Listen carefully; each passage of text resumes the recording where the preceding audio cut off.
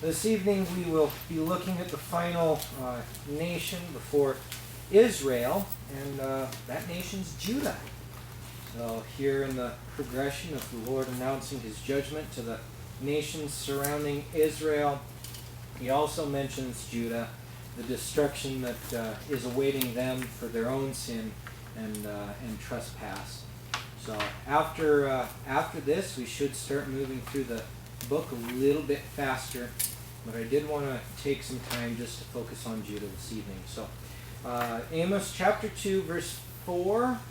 Yes, verse 4. It says, "Thus saith the Lord, for 3 transgressions of Judah, and for 4, I will not turn away the punishment thereof, because they have despised the law of the Lord, and have not kept his commandments, and their lies caused them to err, after the which their fathers have walked. But I will send a fire upon Judah, and it shall devour the places, the palaces of Jerusalem." Here we find very briefly the Lord mentioning Judah, their transgressions. And while the other nations were guilty of heinous crimes against Israel, doing what we would call war crimes today, selling prisoners and seeking after and serving other gods, Judah's transgression that is listed here is that they did not keep the law, they did not keep the commandments. Their lies had caused them to err, and they were seeking after the way that their fathers had walked. So this evening we're going to discuss a little bit more, once again, how we've gotten to this point of Amos, talk about some of the history leading up to this, and through it, hopefully we will reveal a little bit more about Judah's error, why they're listed here among these other nations for being judged for losing their nation, ultimately in judgment along with all these other nations. The story leading up to where we're at really begins with 2 kings, Ahab and Jehoshaphat.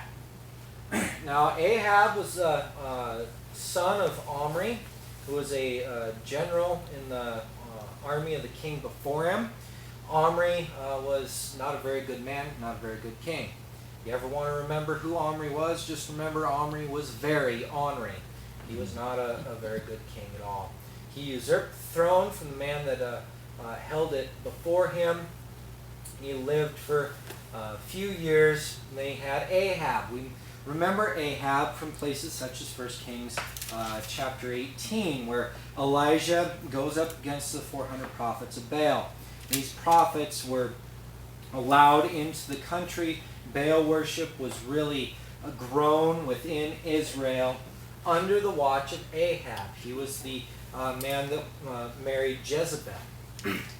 Ahab had a son, Ahaziah. Ahaziah only ruled for a year and died. Ahaziah had a son, Joram, who was ultimately killed by Jehu.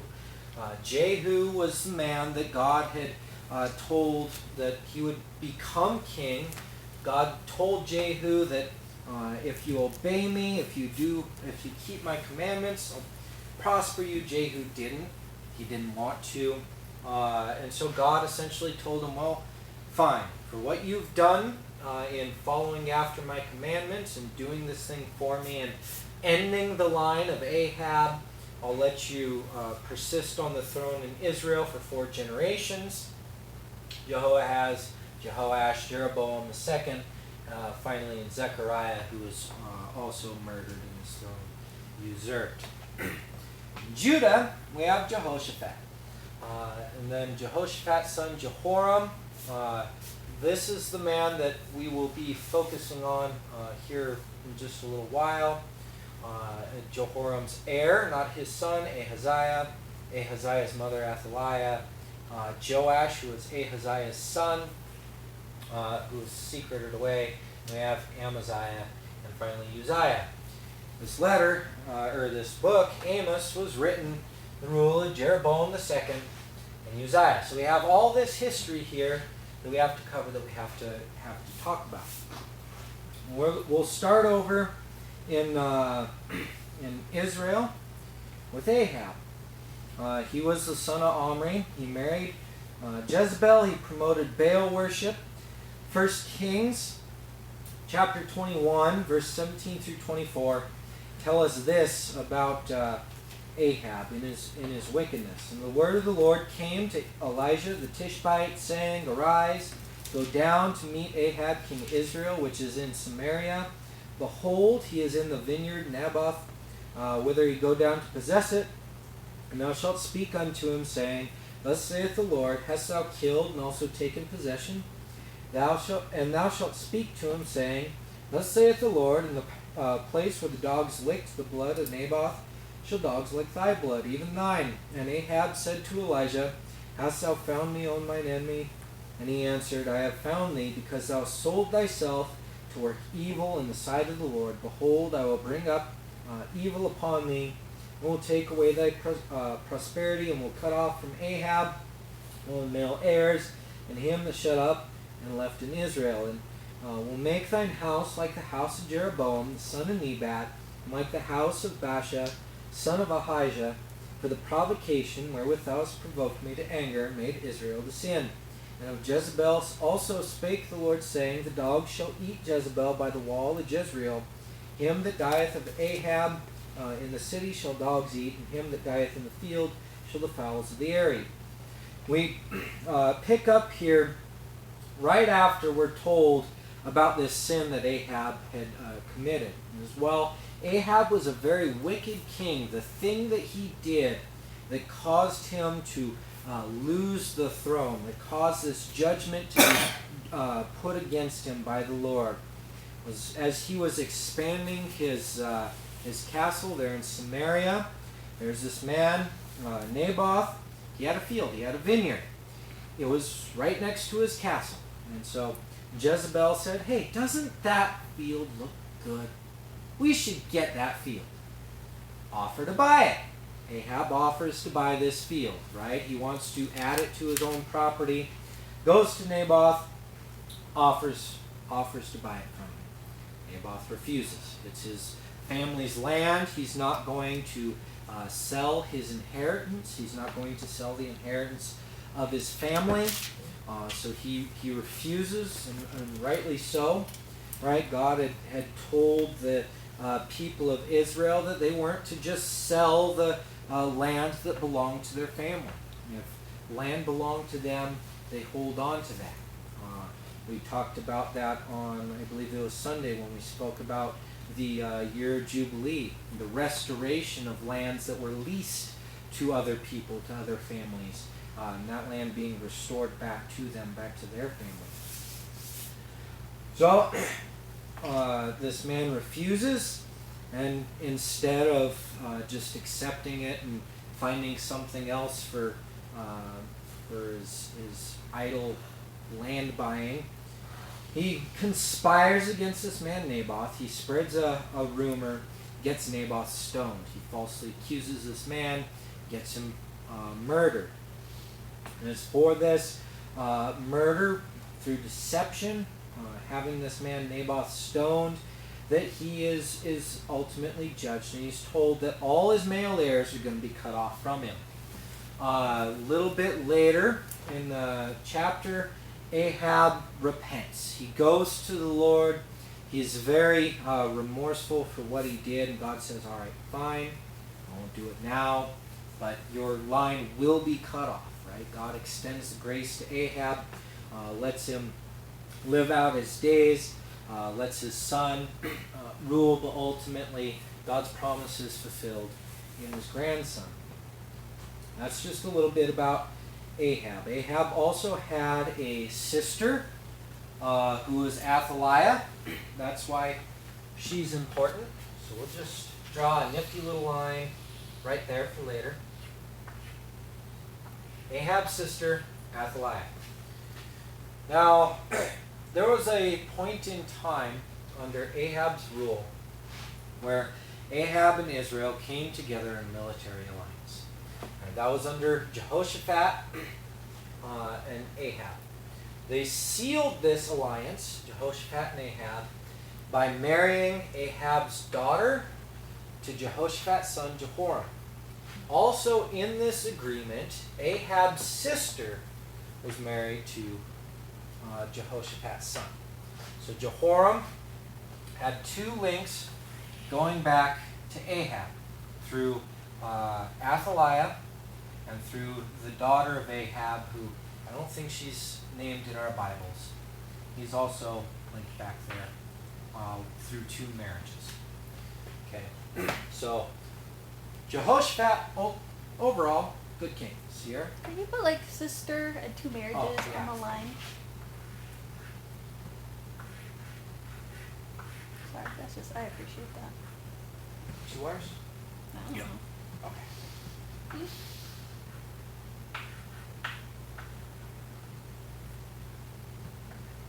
There.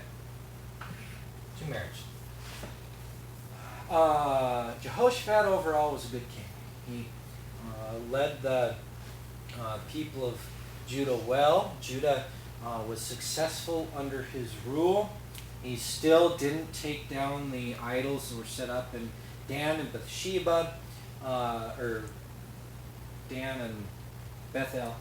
But overall, he was a good king. He did err in tying his nation through his heir to Israel, to Ahab, a very wicked king. If I remember right, Jezebel was a priestess, or the daughter of a priest from Sidon.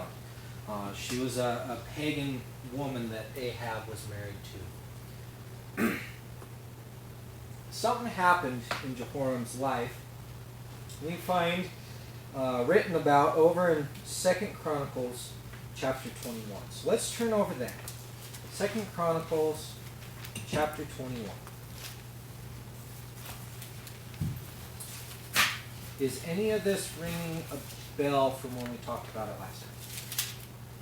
I don't know if it's from last time, but I remember some stories with it. Well, if not, good. It just means that it's all fresh. It's all new. And if you do... It means we're so done, we can't remember. Yeah. No. I missed I can't remember what I did a half hour ago. What are you talking about? Yeah, your crowd is pretty old here. No. Yeah. Well, that's all right. See, the way that I've come to look at my own short memory is that it just means that every day is full of new experiences. That's right. So every Bible lesson is just full of new information, right? New experiences. Now, 2 Chronicles chapter 21. We'll just grab a couple of verses here and there. Verse 5 and 6 says, Jehoram was 32 years old when he began to reign, and he reigned 8 years in Jerusalem. Now remember that. Jehoram was 40 when he died. Okay, Jehoram was 40 years old when he died. And he walked in the way of the kings of Israel, as did the house of Ahab, for he had the daughter of Ahab to wife, and he wrought that which was evil in the eyes of the Lord. So Jehoram, because of his marriage, because of his alliances to Ahab, there were women in his life who had a very evil influence on his life. And if you want to know what exactly that led to, either wait until we study the Kings or read it for yourself. But I would encourage you to seek out that account.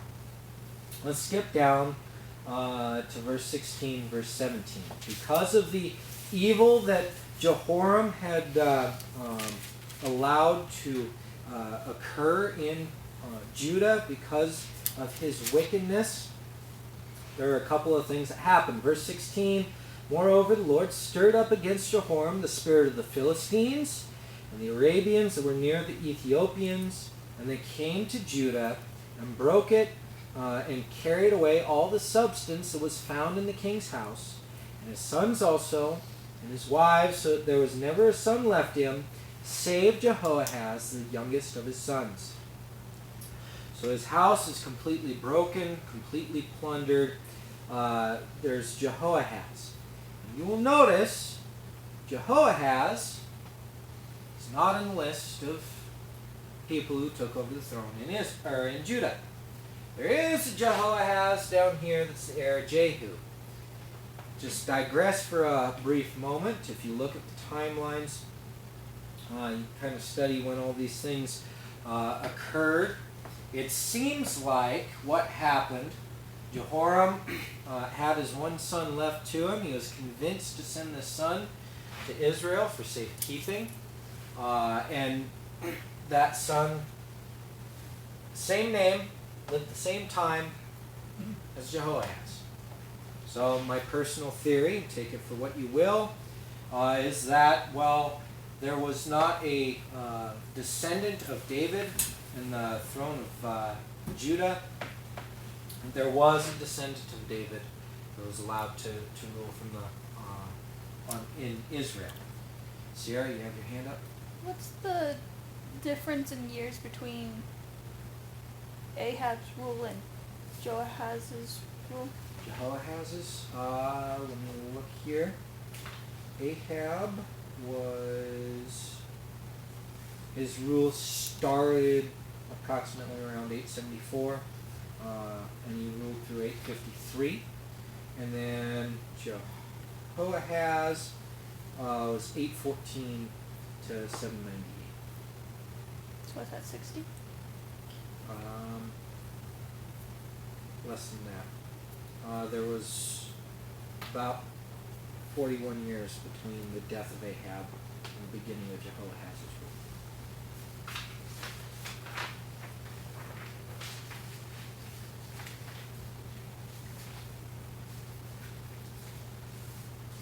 About 40.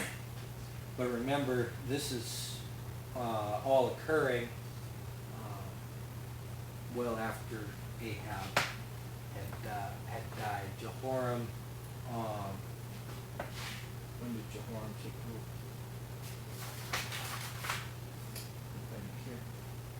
Jehoram ruled from 848 to about 841.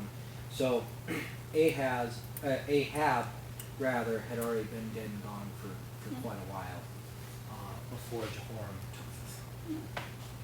So when they say that the numbers, you say 848 to 841, they go backwards to Yes, zero. because That's it's what I was BC, catching yeah. that. And the first time I thought you read it wrong, but then you Yeah. keep saying it, so I'm going, that's No, weird. It's Yeah, it goes BC. backwards all the way to zero, and Yeah. then the birth of Christ or whatever, then it starts at 0 to 1. I didn't know that. What? Yeah. Oh, I thought you were just saying they read it out that he started in actually No, it was- 2017 to 2042. Yeah, but I don't know what number they start at. What number did they start at? I don't know what the starting number would have been.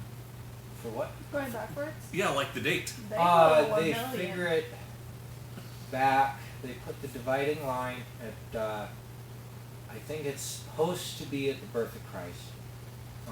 Is Yeah, where I they know put that's for the 0, but I mean dividing like line. the BC start. And then I think for that, they mathed it out, probably using the Old Testament, and went from the Christ 400 years or so to the time of the last prophet before Christ, and then just following genealogies back, putting the start. Let's see. Oh no, 1,000 came into my mind, but it was even Yeah. more than that. I think It there was was- like 1,200 or I don't know, 1,500. It was a little over 1,600 years from Adam to the flood, and then it was about 2,000 years from the flood to Abraham. So anyway, those years, whatever they started it, goes Yeah. in a reverse number, all the way up till Jesus' Oh. birth, and then it started going forward like Yeah, 1, 2, so 3. you'll have BC and AD or BCE and ACE. But when they do say it before Christ, they're actually, the numbers are they're They're running backwards. They're out backwards, huh? Yeah. Yeah, I never knew that either. Yep. Let's go, close it. We learned something. Well, good. Take anything else away from me. Glad you got some. No, just kidding. All right. Now I have to remember where I was. Okay, we're kind of talking about timeline. Right, Jehoahaz being Jehoram's son. Now I can't prove that, but Well, it makes time. sense because he has the bloodlines from both sides. Yes. So And yeah. the time matches up, and if you remember, I mentioned it before, Jehoram, there's a division right there. The line of David, and we read about this in Matthew, there are four kings or four rulers of Judah that are not listed as being the heirs of David in Matthew. I believe it's chapter 1. It's Ahaziah, Athaliah, Joash, and Amaziah. The line in Matthew skips from Jehoram all the way down to Uzziah. Sierra, you had your hand up? Were you finished with your thought? Sure. I just, again, back to Joahaz. Joahaz. So I thought at the beginning you said that the four after Jehu were his 4 generations. 4 generations of Jehu, yes. So wouldn't Jehu have to be in the line of Jehu? Well, that is a wrench in my theory. Like I said, I can't prove it. That's just personal theory. How that all works out with bloodlines, or it would have, God's promise to Jehu would have still been valid if Jehoahaz was an adopted heir. Okay. And we'll get to this in a few minutes, but Ahaziah took the throne in Judah because he was Jehoram's heir. Now, here's a question for y'all. Who knows how old Ahaziah is listed as being when he took the throne? 8. No. Dang it. That is Joash. Ah. Who knows how old Ahaziah was? Well, I'm thinking he's really young because that's his mom that reigned. Does that mean that she was ruling? No. Does not. Oh. Remember earlier when I said, remember Jehoram was 40 when he died? Mm-hmm. Ahaziah was 42 when he took the throne of Judah. Oh. 2 years older than Jehoram. It seems to have happened that Athaliah, being Ahab's sister, seems that Athaliah had some children, not by Jehoram, right? Jehoram was 40 when he died. Athaliah probably quite a bit older than Jehoram. I didn't math out how old that might be, but older than Jehoram. Her son is Ahaziah. Ahaziah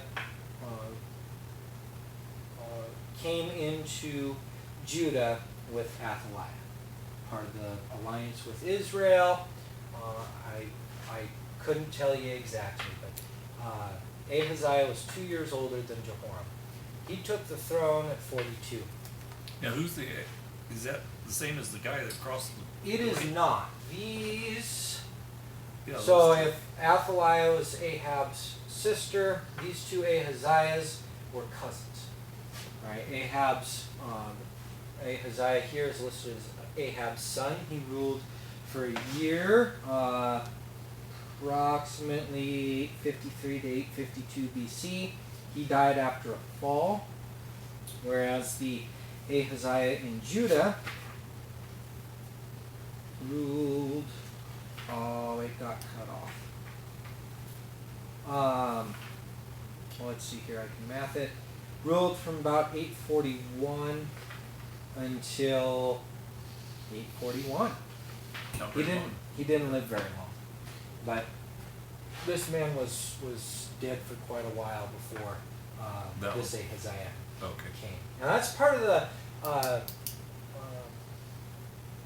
the challenge of these genealogies, right? Because there are so many different names that overlap.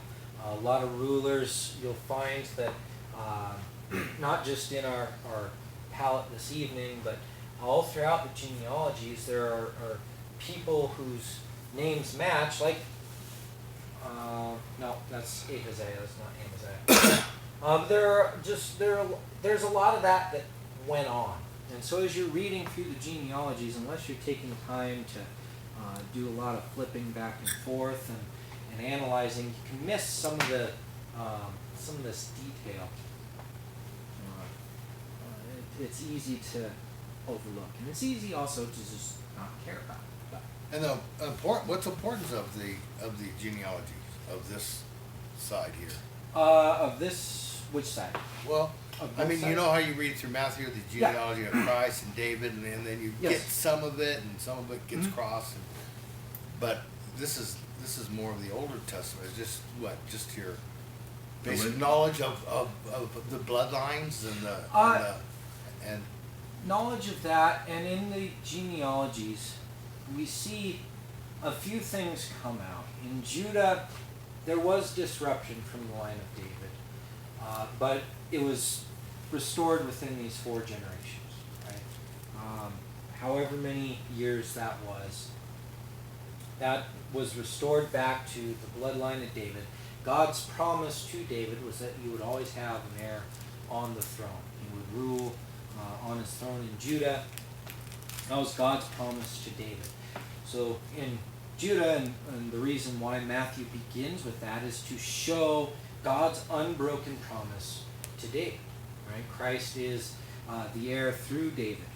He sits on David's throne as an heir of David, keeping that promise. In Israel, we find that there's also a message intertwined in these genealogies. I don't have but 2 of the what's the word I want? Dynasties written here, but from the split back with Rehoboam and Jeroboam the first, when one of them took over Judah, I believe it was Rehoboam, and Jeroboam took over Israel. I could very well have that flip-flopped. But Judah was consistent in the lineage of the kings. Israel went through just a pile of dynasties. You would have kings who would rule for a while. Their bloodline would continue on the throne. God made a promise to, it must have been Jeroboam that ruled over Israel. So God made a promise to him, said, I will give you the kingdom of Israel like I have to my servant David. I will give you rulership. Just follow me, obey me, and the throne is yours. But he transgressed against God. He immediately went and set up idols in Dan and Bethel because he was afraid that the rulership would be taken from him. Committed a lot of wickedness. The throne was taken from him. In one of our readings here in Ahab, in 1 Kings chapter 21, God says, I'll make your house like the house of Jeroboam, the son of Nebat, so the first king that ruled over Israel, and like the house of Baasha, the son of Ahijah. So there was a usurping of the throne by, I believe it was Baasha. He wasn't allowed to rule very long. His heirs weren't allowed to rule very long. There was another treachery, another usurping of the throne. And that happened again and again and again. And all throughout this history, God would intervene. He'd go to these kings and he'd say, you can have the throne, just serve me, just obey me. And he never did. So we find the benefits of obedience to God and following divine promise, and the consequences of what happens when you choose not to follow God, when you choose not to seek after His will. The kings of Israel, I can't remember how many exactly. Jehu was one of them. Jeroboam was one. I think there were another couple. God promised directly, I will let you rule. Just serve me and obey me, and they still did. So that's part of why I think, anyway, that this genealogy stuff is important. As boring as it could be, but were there any other thoughts or questions before we moved on?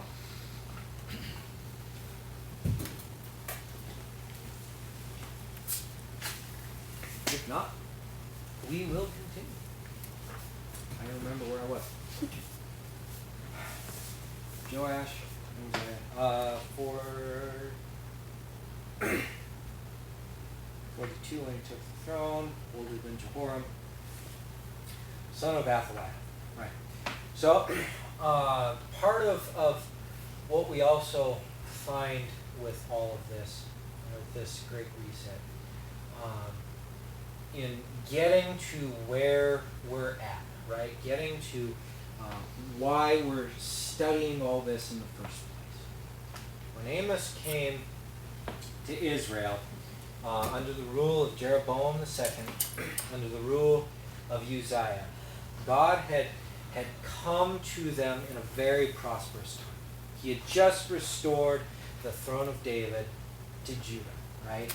He had given Israel the most prosperity that they had seen since the divide from the line of David. They had never been quite so wealthy. They had never been so militarily successful as they were under Jeroboam II. Judah was celebrating whether they realized it or not, celebrating the complete return of the line of David to the throne, that complete restoration. I have it in my notes here. We won't get into it because we're already going on for quite a while, but Joash was saved in the temple, right? Ahaziah was killed. I guess we kind of got to get into it. All right. God made the promise to Ahab, judgment against Ahab, that he would cut off all his heirs. He elected Jehu to be the one that executed it. Joram was at war. I believe it was in Israel somewhere. It's under Joram that the Edomites, that's what it was. It was under Joram that the Edomites rebelled against Israel. Joram was at war with them. He was wounded. Ahaziah went to where Joram was being kept. I believe it was Samaria. Let me look here.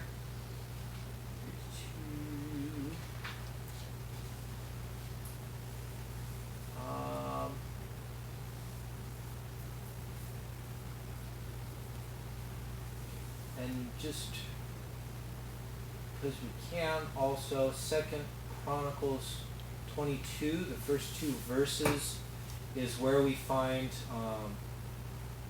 the information that we need to know that Athaliah was Ahab's sister and not his daughter. It directly says that his mother's name was also was Athaliah, the daughter of Omri. Just a little tidbit that we missed there. Let's actually go over to 2 Kings chapter 9.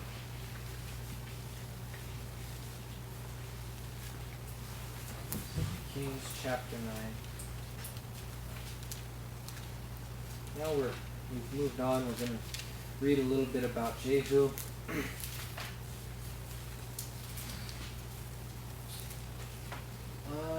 Let's start in verse 14. Just grab a couple verses here.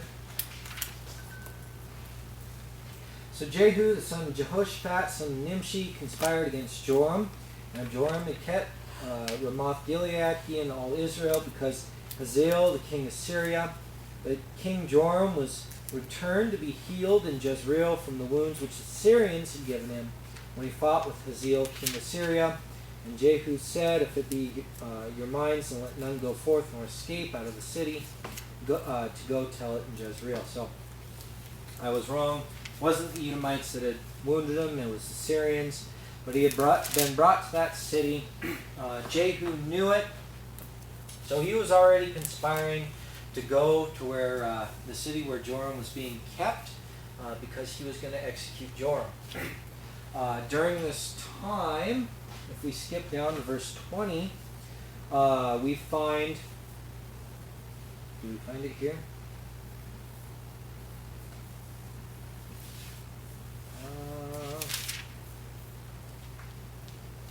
After verse 20, I'll just summarize. We find that Ahaziah went to that place where Joram was being kept to visit him. Jehu came in slew Joram as he was trying to escape, shot him with a bow. He saw Ahaziah running and said, "Get after him, go catch him." And he also slew Ahaziah. It's also important to know that Ahaziah was one of Ahab's heirs, right? He wasn't of the bloodline of Judah because he was slain by Jehu. Now, at this time, I couldn't tell you whether or not it was widely known that Ahaziah was not of the line of David, but it got found out one way or another, right, Sierra? So that means that Means that what? if it's from the line of Ahab, wouldn't that mean that Ahab was his father?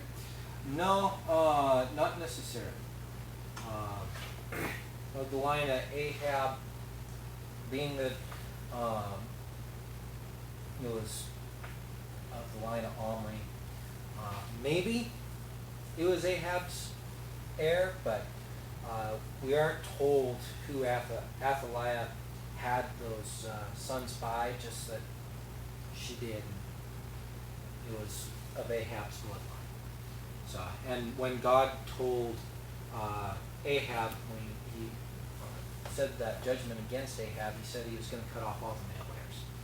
Right? So that's sons, that's nephews, cousins, right? All the bloodline of Ahab, anyone who could be considered a royal male heir of Ahab's family was going to be cut off. It's going to be killed, which would include Ahaziah. So he doesn't necessarily need to be a son of Ahab, just male heir of Ahab. Answer your question?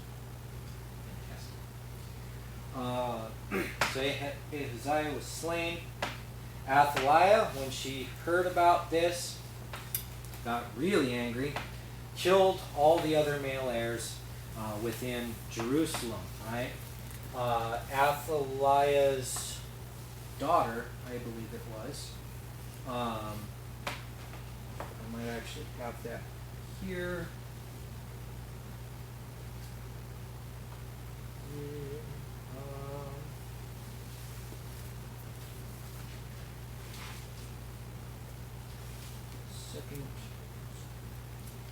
Second Chronicles 23 I'm looking for.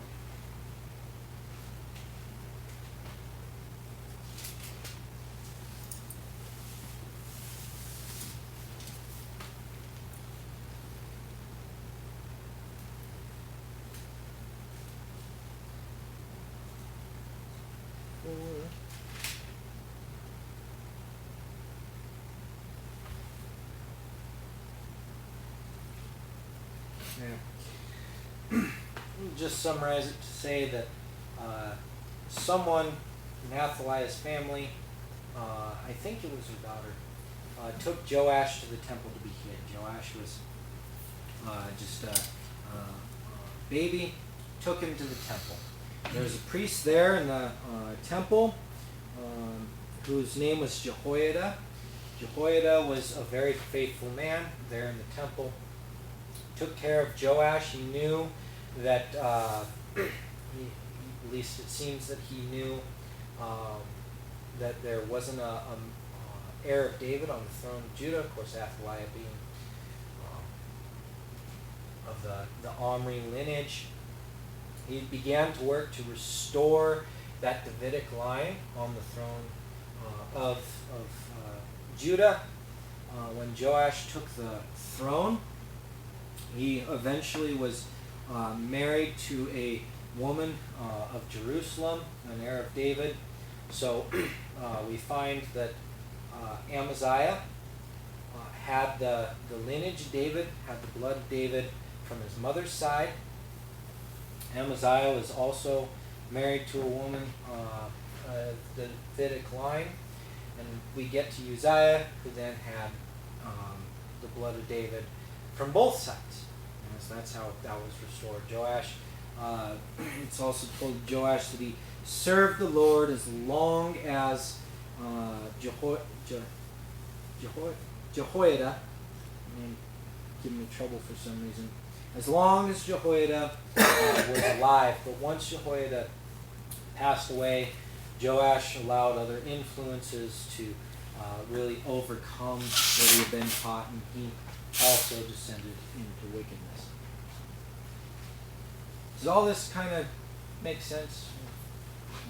No? I got lost. Oh. Well, is there any way we could clear it up? No. The great thing about it, you'll say it again next week and she'll, Exactly. she'll learn something new again. Exactly. Because she didn't remember. That's how I look at it. Well, I know I remember that somewhere, but I learned something new. before we move on to the point of it all, were there any questions or comments?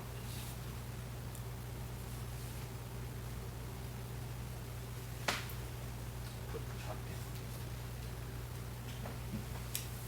down. All right. Let's get to the point of it all. This is what we're The point. So cleared up for you. Mm-hmm. Well, I don't know about that. But it'll at least give reason for this history lesson. Exodus chapter 23, verse 25 through 33 says, "And you shall serve the Lord your God, and you will bless your bread and your water, and I will take sickness away from the midst of you. There shall nothing cast their young, nor be barren in thy land. The number of thy days I will fulfill. I will send my fear before thee, and will destroy all the people to whom thou shalt come. I will make all thine enemies turn their backs unto thee, and I will send hornets before thee, which shall drive out the Hivite, Canaanite, the Hittite from before thee.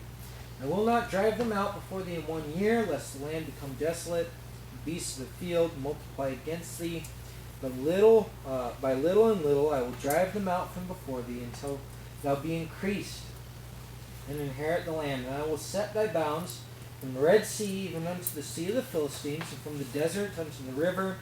For I will deliver the inhabitants of the land into your hand, and thou shalt drive them out before thee. Thou shalt make no covenant with them, nor with their gods. They shall not dwell in thy land, lest they make thee sin against me. For if thou serve their gods, it will surely be a snare unto thee."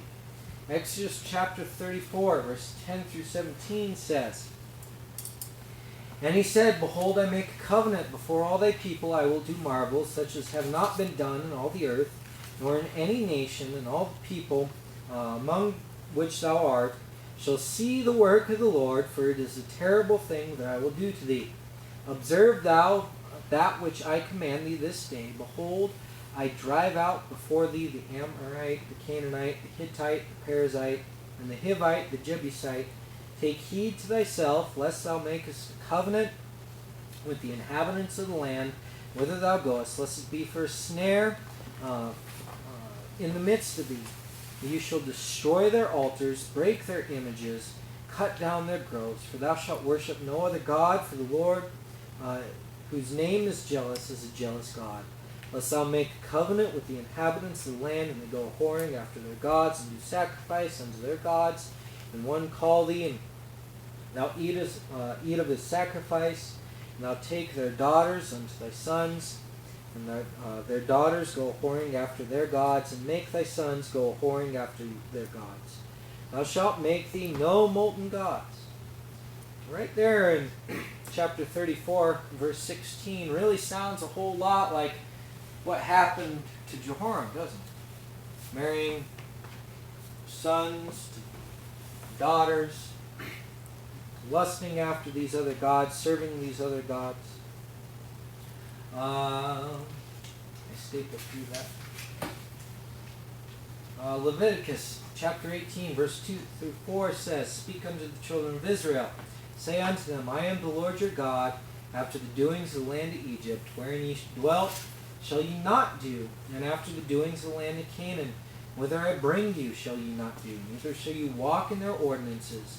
You shall do my judgments, keep mine ordinances, to walk therein. I am the Lord your God." Leviticus 20, verse 22 through 27 says, "Ye shall therefore keep all my statutes and all my judgments, and do them, that the land whither I bring you to dwell therein spew you not out. And you shall not walk in the manners of the nation which I cast out before you, for they committed all these things, and therefore I abhorred them. But I have said unto you, you shall inherit their land, and I will give it unto you to possess it, a land which flows with milk and honey. I am the Lord your God, which has separated you from other people. You shall therefore put difference between clean beasts and unclean, between unclean fowls and clean. And you shall not make your souls abominable by beast, or by fowl, or by any manner of living thing that creeps on the ground, which I have separated from you as unclean. And you shall be holy unto me, for I, the Lord, am holy, and have severed you from other people, that you should be mine. A man also, or a woman that has a familiar spirit, or that is a wizard, shall surely be put to death. They shall stone them with stones. Their blood shall be upon them. Numbers chapter 33. Verse 50 through 56 says, And the Lord spoke unto Moses in the plains of Moab by Jordan, near Jericho, saying, Speak unto the children of Israel, and say unto them, when you are passed over Jordan into the land of Canaan, then you shall drive out all the inhabitants of the land from before you, and destroy all their pictures, and destroy all their molten images, and quite pluck down all their high places. And you shall dispossess the inhabitants of the land, and dwell therein, for I have given you the land to possess it. And you shall divide the land by lot for an inheritance among your families. And to the more you shall give the more inheritance, and to the fewer you shall give less inheritance. Every man's inheritance shall be the place where his lot falleth. According to the tribes of your fathers you shall inherit. But if you will not drive out the inhabitants of the land from before you, then it shall come to pass that those which you let remain of them shall be pricks in your eyes, and thorns in your sides, and shall vex you in the land wherein you dwell. Moreover, it shall come to pass that I shall do unto you as I thought to do unto them. Only a couple more now. Deuteronomy 7, verse 1 through 6 says, When the Lord thy God shall bring thee into the land whither thou goest to possess it, and has cast out many nations before thee, the Hittites, and the Girgashites, and the Amorites, the Canaanites, the Perizzites, the Hivites, the Jebusites, 7 nations greater and mightier than thou. And when the Lord thy God shall deliver them before thee, thou shalt smite them and utterly destroy them. Thou shalt make no covenant with them, nor show mercy unto them. Neither shalt thou make marriages with them. Thy daughter shalt thou not give to his son, nor his daughter shalt thou take unto thy son, for they will turn away thy son from following me, that they may serve other gods. So will the anger of the Lord be kindled against you, and destroy you suddenly. But this shall you deal with them. You shall destroy their altars, and break down their images, and cut down their groves, and burn their graven images with fire. You are a holy people unto the Lord your God. The Lord your God has chosen thee to be a special people unto himself, above all people that are upon the face of the earth. Judges 2, 1 through 3. And an angel of the Lord came up from Gilgal to Bochum, and said, I made you to go up out of Egypt, and have brought you unto the land which I swore unto your fathers. And I said, I will never break my covenant with you, and you shall make no league with the inhabitants of this land, and you shall throw down their altars, but you have not obeyed my voice. Why have you done this? Wherefore I also said, I will not drive them out from before you, and they shall be as thorns in your sides, and their gods will be a snare unto you. We could end with reading all of Psalm 106. For time's sake, we won't do that, but I would encourage you to read it on your own. Psalm 106 is a condensing of Israel's many trespasses against God, the iniquities that they did, specifically relating to their trespasses with these other nations, looking to these other nations. One verse in it, I believe it's verse 2, says, We have sinned with our fathers, we have committed iniquity, we have done wickedly. Our fathers understood not thy wonders in Egypt. They remembered not the multitude of your mercies, but provoked him at the sea, even the Red Sea. And then it just continues on from there. But here we have just a sampling of many examples throughout the Old Testament where God specifically told Israel, stay separate from the nations around you. Stay apart from them. It will only bring you grief. And there in Numbers 33, Moreover, it shall come to pass that I shall do unto you as I thought to do unto them. What did God think to do to the nations in the land of Canaan? Push them out, right? Destroy them. Evacuate them from the land and give it to someone else.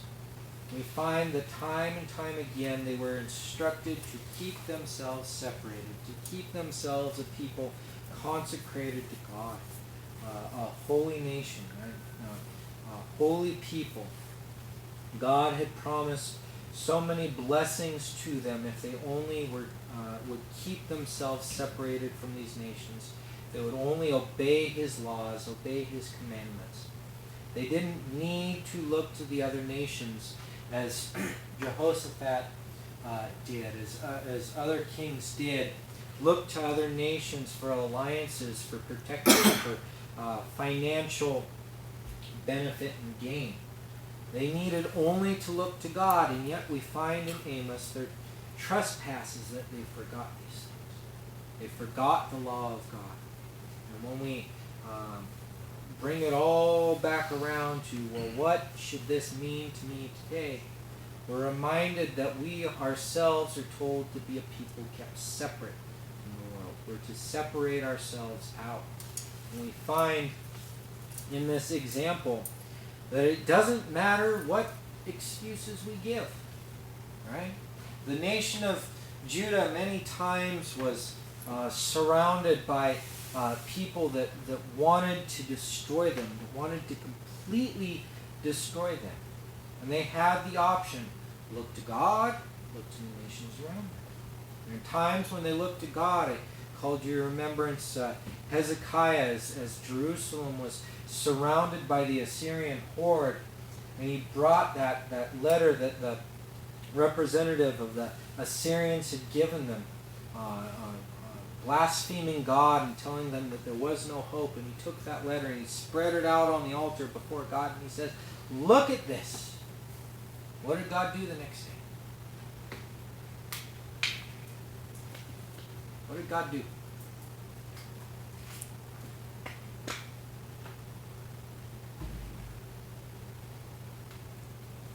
Well, he wasn't silent, I'll give you that. Destroyed the army. Brought in a plague by night, and the inhabitants of Jerusalem went out the next day and they found over 100,000 men dead in their camps. And every time they looked to the nations around them, they looked to the people around them, it only ever brought ruin. It only ever brought hardship and pain. And in Jehoshaphat's case, his alliance to Ahab, his alliance to this pagan king who served a God that was not his God, who allowed his nation to be so overcome by evil and by worldly things, it had consequences that lasted 1, 2, 3, 4, 5, 6 rulers before order was restored. So we as God's people are should be warned by these things, that there is consequence for not separating ourselves appropriately as we ought to. But there are many rewards when we do separate ourselves from that. That's all I have for you this evening. We started late, so we ended a little late. That's okay. Thank you for your time, for your attention. I hope that having this at least helped visualize some things. Before we dismiss